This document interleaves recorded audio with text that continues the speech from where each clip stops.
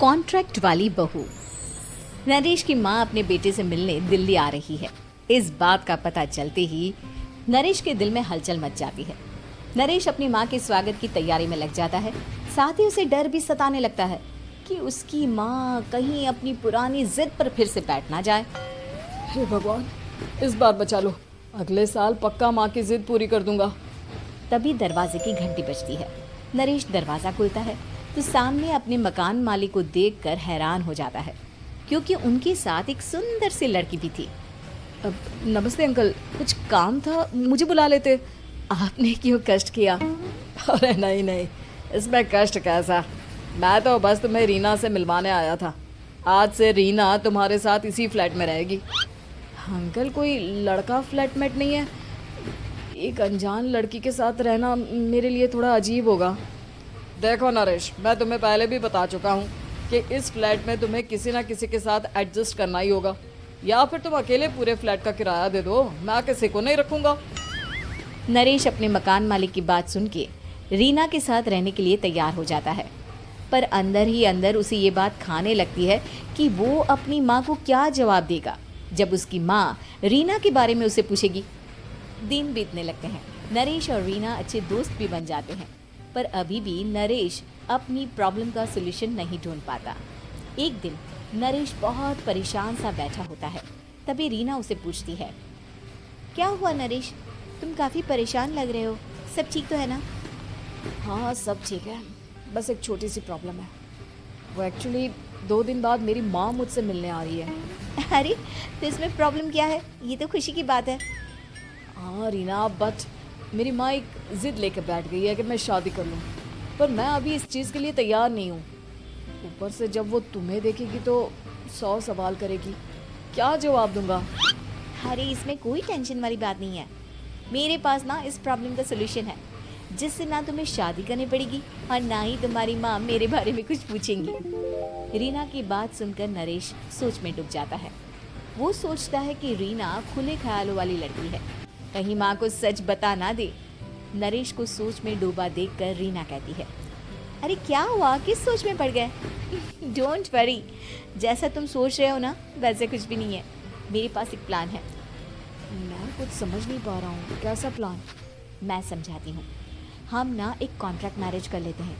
फ़िलहाल मेरे पास जॉब नहीं है, तो तुम इस रूम का किराया दे देना जब तक तुम्हारी माँ यहाँ रहेंगी, सिर्फ तब तक। और तुम अपनी माँ से कह देना कि मैं तुम्हारी पत्नी हूँ, इससे वो मेरे यहाँ रहने पर कोई सवाल भी नहीं करेंगी। अरे बात तुम्हारी ठीक है, पर माँ से झूठ बोलना, ना ना पापा, मैं ये रिस्क नहीं ले सकता। कोई और आइडिया दो ना तुम। देखो मंजूर हो तो बोलो, वरना सच बता दो, मुझे कोई प्रॉब्लम नहीं है। रीना की बात सुनकर नरेश सोच में डूब जाता है। बहुत सोचने के बाद जब उसे कोई रास्ता नहीं मिलता तो वो रीना के बताए हुए रास्ते पर चलने के लिए तैयार हो जाता है। वो रीना से बात करता है और अपनी माँ की पसंद और नापसंद के बारे में बताता है। रीना भी नरेश की सभी बातों को ध्यान से सुनती है, ताकि कहीं उससे कोई गलती ना हो जाए। आखिर वो दिन भी आ जाता है जब नरेश की माँ उससे मिलने दिल्ली आ जाती है।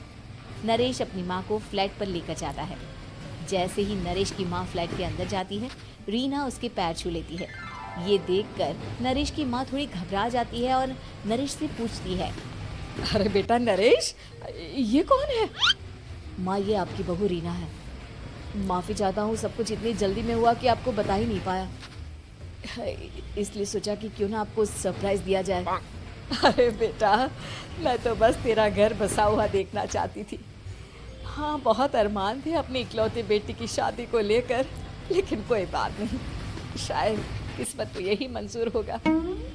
ये कहते ही नरेश की माँ रीना को गले लगा लेती है। रीना बेटिया, मेरा बेटा ना थोड़ा नादान है, पर तुम काफ़ी समझदार लगती हो, और मैं जानती हूँ कि तुम इसका बहुत अच्छे से ध्यान रखोगी।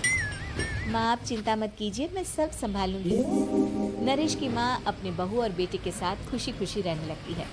दिन बीतने लगते हैं। नरेश की माँ और रीना का रिश्ता बहुत मजबूत होता चला जाता है। वो दोनों सारा दिन एक साथ रहती और खूब बातें करती। इधर साथ रहते रहते नरेश और रीना भी एक दूसरे से प्यार करने लगते हैं। दोनों को इस बात का एहसास हो जाता है, फिर भी वो इस बात को छुपा कर ही रखते हैं। एक दिन नरेश की माँ और रीना शादी के बारे में बात करने लगते हैं। रीना बिटिया, ये तो नरेश ने मुझे बिना बताए शादी कर ली, वरना मैं तो अपनी इकलौती बेटी की शादी इतनी धूमधाम से करती कि सारी दुनिया देखती रह जाती। अच्छा माँ, आप ऐसा भी क्या करती नरेश और मेरी शादी में जो दुनिया देखती रह जाती? अरे बिटिया, एक माँ के अरमान तुम अभी नहीं समझोगी। मैं तो अपनी बहू को एक रानी की तरह लेकर आती और शादी भी बिल्कुल शाही अंदाज में करती, पर मेरे तो सारे अरमान ऐसे ही रह गए।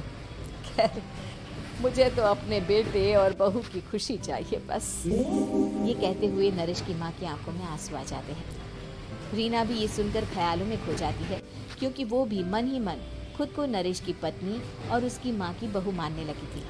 शाम को जब नरेश ऑफिस से घर आता है तो रीना खुद को रोक नहीं पाती और नरेश के सामने उसकी माँ को अपने और नरेश के रिश्ते का सारा सच बता देती है। रीना की बात सुनकर नरेश की माँ दोनों से बहुत नाराज हो जाती है और घर वापस जाने की बात करने लगती है। तुम दोनों ने मुझसे सच छुपाकर बहुत ठेस पहुंचाई है मुझे। अब तुम लोगों के साथ नहीं रहना चाहती मैं, कल ही वापस चली जाऊंगी अपने घर।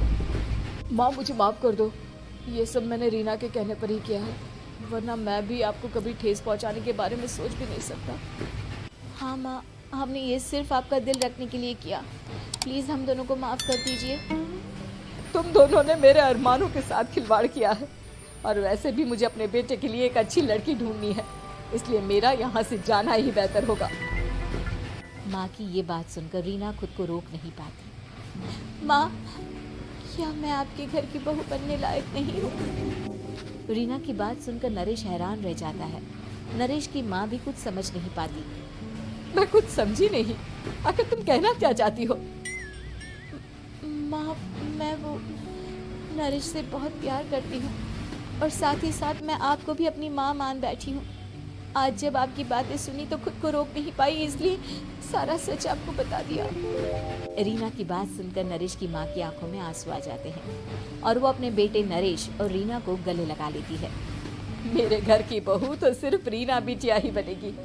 मैं आज ही तुम दोनों की शादी की तारीख निकलवा दूंगी, बस एक बार तुम्हारे घर वाले मान जाए। उसी दिन रीना के माता पिता भी उनके फ्लैट पर आ जाते हैं। दोनों परिवार आपस में बैठकर बातें करते हैं और शादी के लिए राजी हो जाते हैं। रीना भी कॉन्ट्रैक्ट फाड़ देती है और कहती है, सही मायने में मैं अब बहू बनूंगी, अब तक तो सिर्फ कॉन्ट्रैक्ट वाली बहू थी।